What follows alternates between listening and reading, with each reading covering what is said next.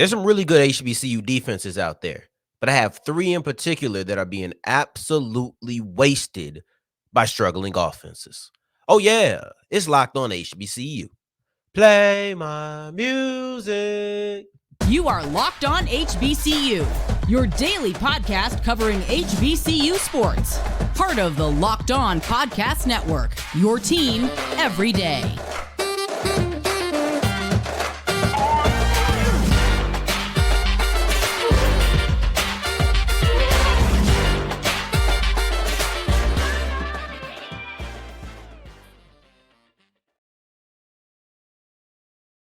Family, welcome back to another episode of the Locked On HBCU podcast, your number one daily one-stop shop for everything HBCU athletics, Monday through Friday, part of the Locked On Podcast Network, your team every day. And me, I, of course, am Darian Gray, a.k.a. the Mouth of the South, Texas Southern alum and former TSU Herald Sports editor and current contributing writer at USA Today's Saints Wire. Thank you for going on this journey with me, making Locked On HBCU your first listen of the day every day. And remember, just because the mic cuts off does not mean that the journey is over. It just means it's time to follow me on Twitter at South Exclusives. Starts with an S, ends with an S. And today's episode is brought to you by FanDuel, the official sports book of the Locked On Podcast Network. Bet $5 today and get $200 back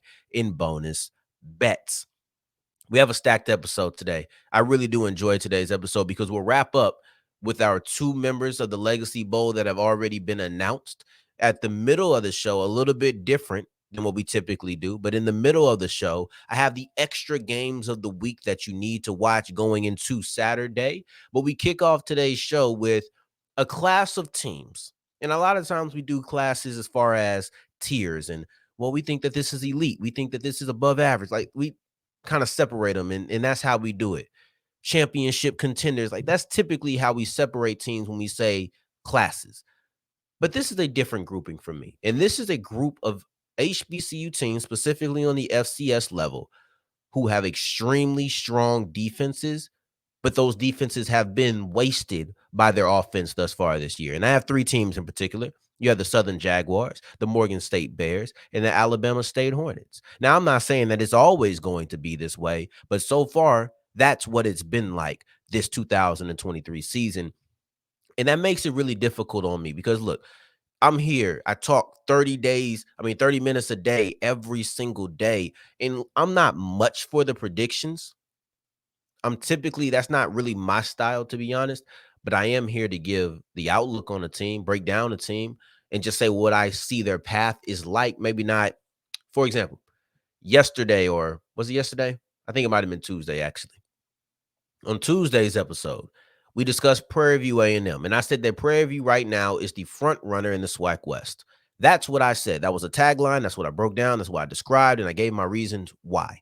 What I could have said is that Prairie View A&M is going to win the SWAC West. That probably would have been a stronger take, but it's not the take that I believed, and I'm not here to just give strong takes just because.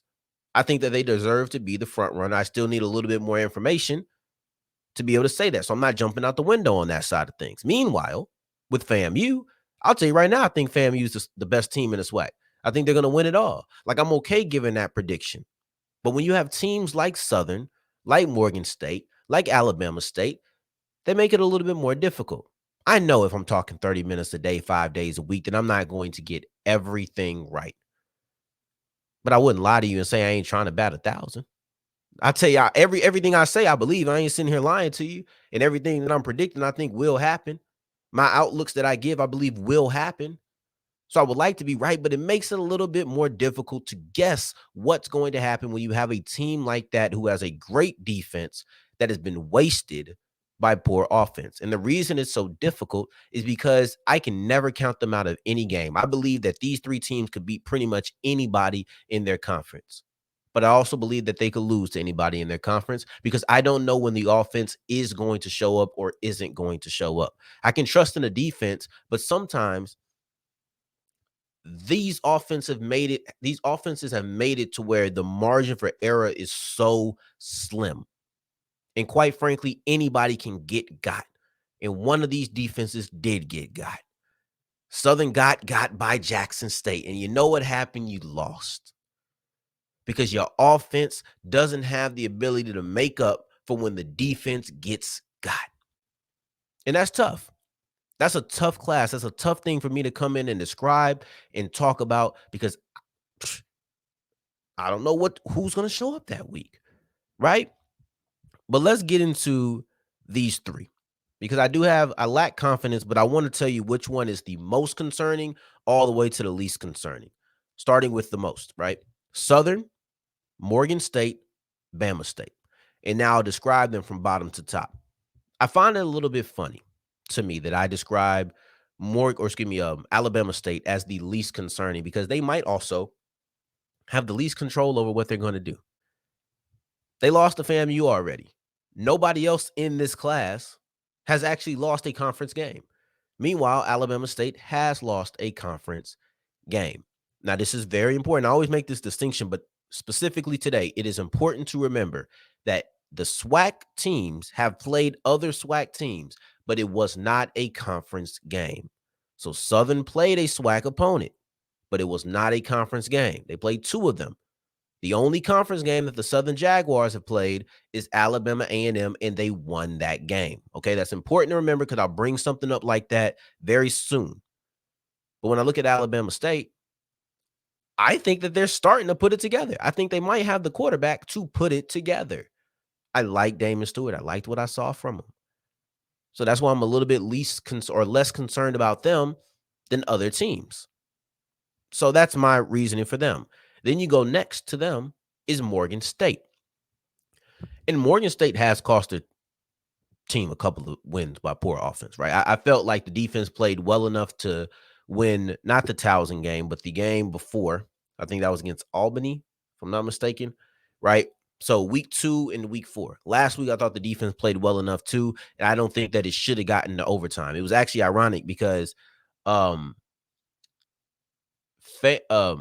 State fumbled the ball to lose that second week game, right? The one I'm talking about, the defense played well enough for. And then in this game, the defense forced the fumble with about 50 seconds left. It was very similar. But in the end, neither one really ended up in favor for Morgan State. But for me, the reason I have them at 2 and not 1 is because they haven't even gotten to conference play yet. And typically we look at these offensive struggles as things that can even out once we get into conference play. But then you look at Southern. They struggled against Jackson State and they struggled against Alabama State. And that concerns me because no, it wasn't conference play, but those are conference opponents, and that is not something that's going to even out, in my opinion. Now, one thing they have that's optimistic is the fact that they are going into or coming out of a bye week. So when you come out of a bye week, you kind of feel like some things are going to be fixed. You're going to have certain kinks that you've gotten out, certain things that aren't as sluggish for you. And they've shown things. That's the other thing.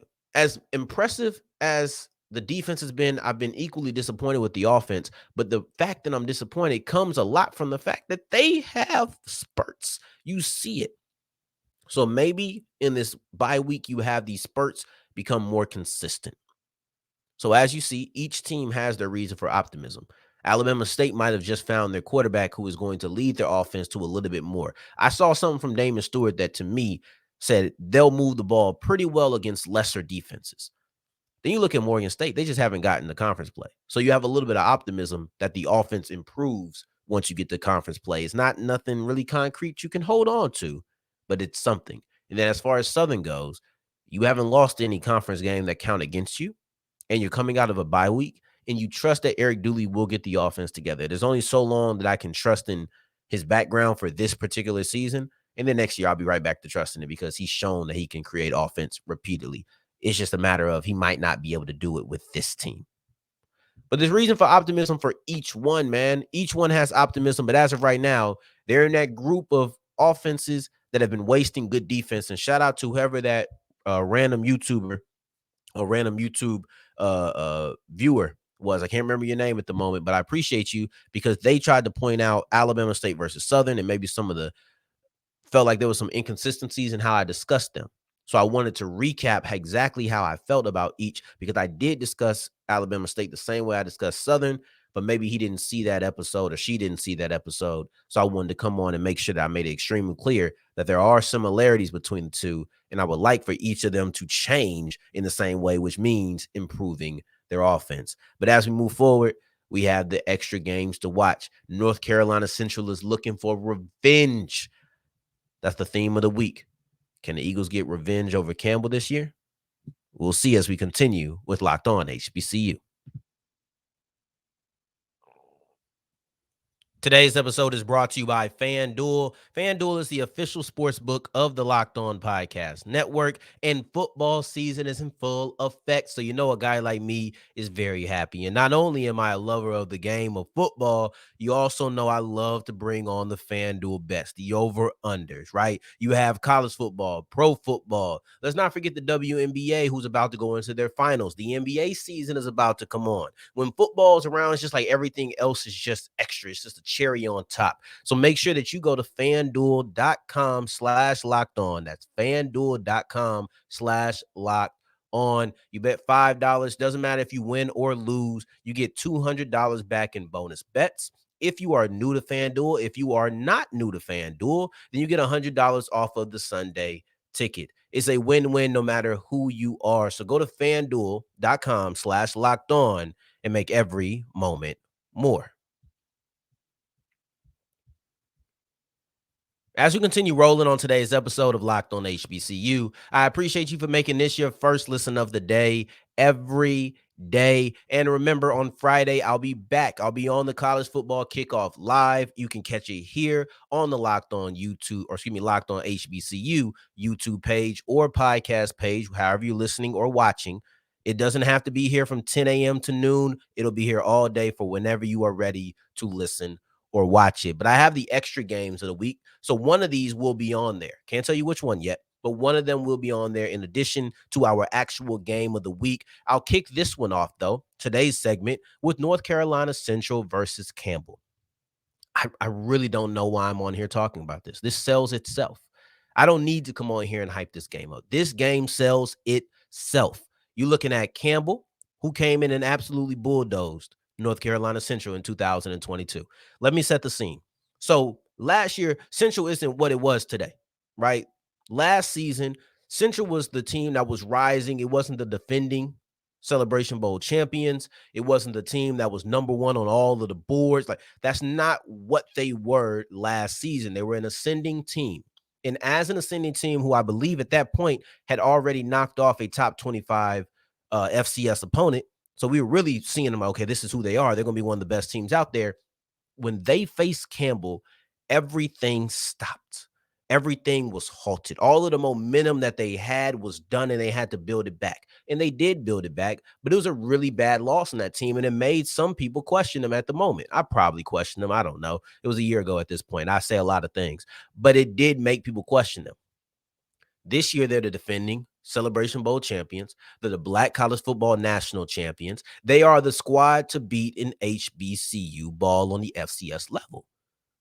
You can't have another experience like that, in my opinion. It does nothing to or for or against you, but it wasn't a good look, and you don't want to go through that for a second season.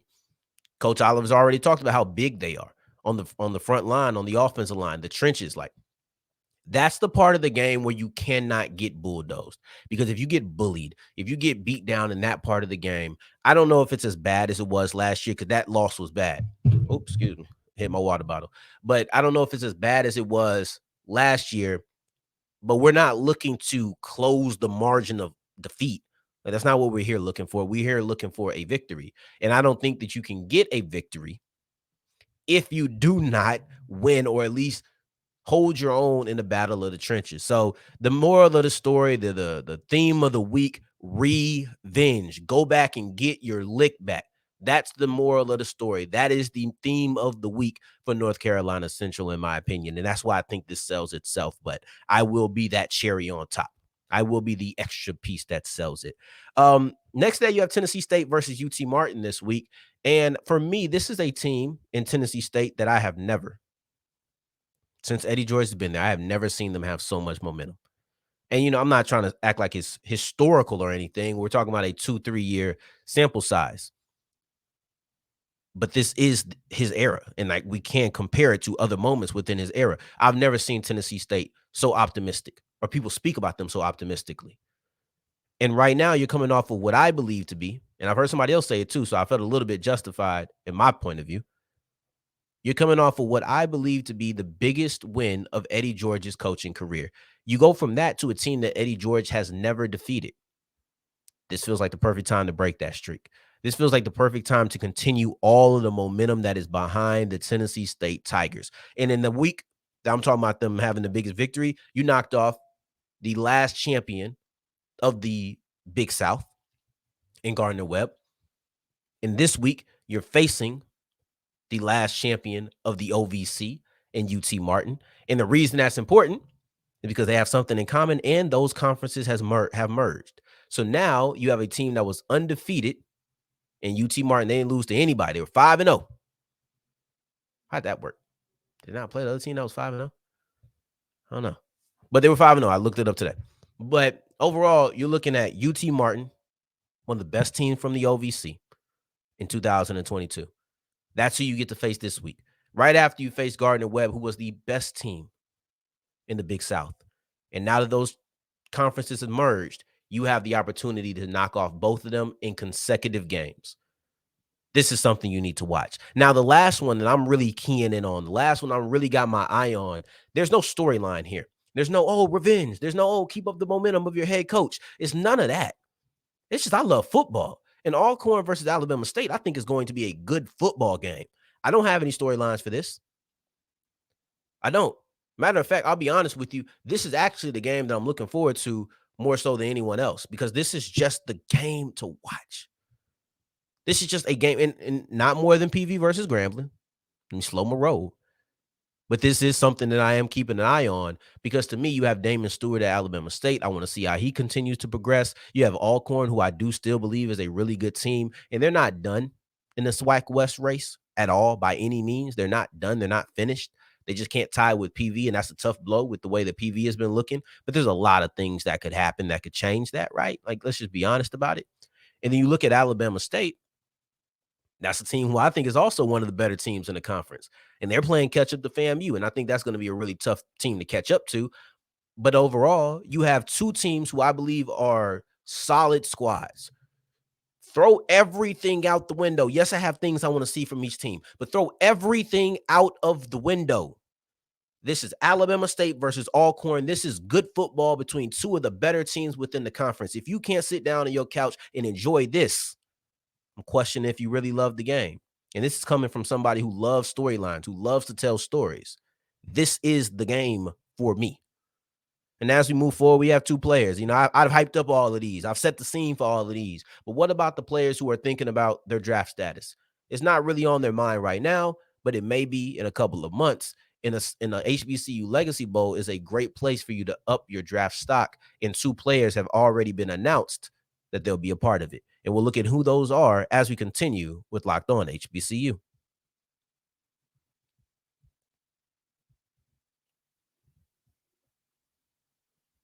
As we're wrapping up today's episode of Locked On HBCU, I appreciate you for making this your first listen of the day every day, making it all the way to segment 3. And I thank you 2 times for that. Thank you. Thank you. And Davius Richard and Jeremy Moussa have been announced as the debut members of the 2024 HBCU Legacy Bowl. And to me, this makes logical sense for a couple of reasons. One, their position. This is the premier position in all of football. I don't care. I understand every single conference doesn't play it that way. Every conference is not a pass-heavy conference. There are multiple run-heavy conferences in college football. I get that. But that doesn't change the fact that this is the premier position in football. People are looking for who the quarterbacks are going to be. And a lot of times, if they don't understand the culture of the conference, who your quarterback is will decide how they look at you. Oh, that quarterback's bad. That'd be one of the first thing they look at if they're just evaluating you. They're just coming in and looking at you. That's the first thing they'll look at, right? And I'm not saying they'll write you off if they're if they know what they're looking for. then they'll look at other places to see what is the heartbeat of your offense, the heartbeat of your team. But Jeremy Moussa, FAMU quarterback, Davius Richard, North Carolina Central quarterback, to me, were clear-cut and obvious choices when you put everything together. First off, the quarterbacks, like I mentioned. And not only are they the premier position, look at who's running the Legacy Bowl. Doug Williams, Shaq Harris, quarterbacks. Like, these are former quarterbacks. You think they don't have any sort of bias towards QBs? Now, don't get it wrong. They're not overly biased to the point where they will force a quarterback down your throat. Like, we're going to show you who the quarterbacks are no matter what. I wouldn't say that. But they had to have somebody who fit the mold as a potential first name, a debut, a big name. And Jeremy Moussa fits that. Nobody's debating Davius Richard. If you're debating Davius Richard, I'm liable to call you something I don't want to call you, but I'm liable to say you a hater. Right? That's the word. Like that. I don't like throwing the term hater on people because I don't want nobody ever to put that on me. But if you just have a problem with Davius Richard being the first person, you probably hate me. Like, I'm sorry. As far as Jeremy Moussa, I could understand how you maybe feel like somebody else could have got it. But for me, it was a little bit of QB bias. And also, I'm not mad about it. It's probably who I would have picked, to be honest. The other candidates maybe were Sundiata Anderson. You know, people probably would have said Khalil Baker. But I think it's important to remember how the Legacy Bowl works. So you're not just naming a bunch of players and saying, all right, pick up ball. It's not like that. It's much more like the Pro Bowl before they changed the Pro Bowl, because I don't think it's like this anymore. But it's much more like the Pro Bowl where you had NFC players and you had AFC players, and they're going against each other. But you're not going to have NFC and AFC on the same team. It's a group of NFC players. It's a group of AFC players. Now, how that relates to the Legacy Bowl is you're going to have the MEAC and the SWAC are on different teams. They are on different teams. And then you have the SEAC and you have the CIAA. I believe that the CIAA is on the team. Let's see if I can remember real quick. I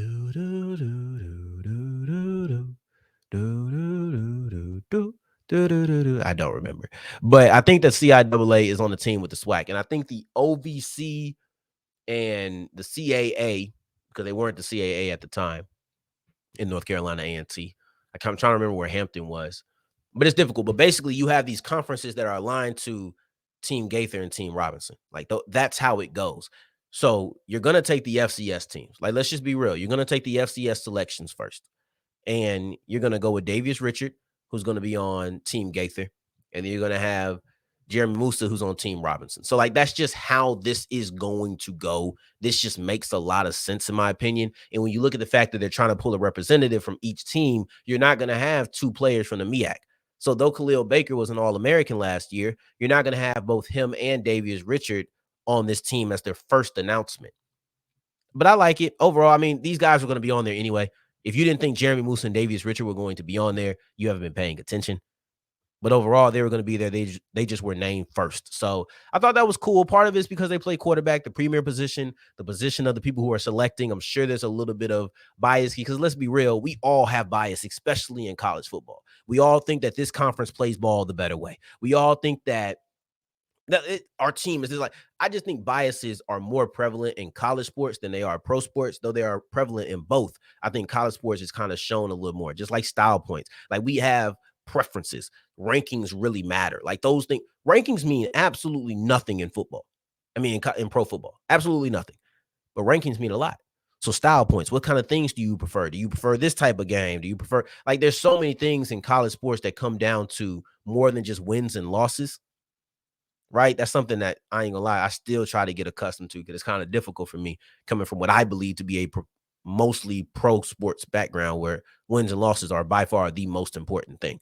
Nothing else matters even close to wins and losses. So getting adjusted to that is kind of a thing, but we all have our biases. So I wouldn't be shocked if, like, well, we want to announce two quarterbacks. No shot to Sundiata Anderson, but we want to announce our first two players as two QBs. So I appreciate you from having a bias and saying, I want to make this our first listen of the day every day. And I hope that I never do anything to change that. On tomorrow's episode, we have Prairie View, Grambling, State Fair Classic, two teams in the SWAC West that are trending upward just to meet each other to see who's going to continue trending upward after Saturday. But I'll have it all broken down for you on Friday. So in the meantime, in between time, if you're looking for me, you can find me on Twitter at South Exclusives. Until the next time that we hear each other, family, take care. Stay blessed. Peace.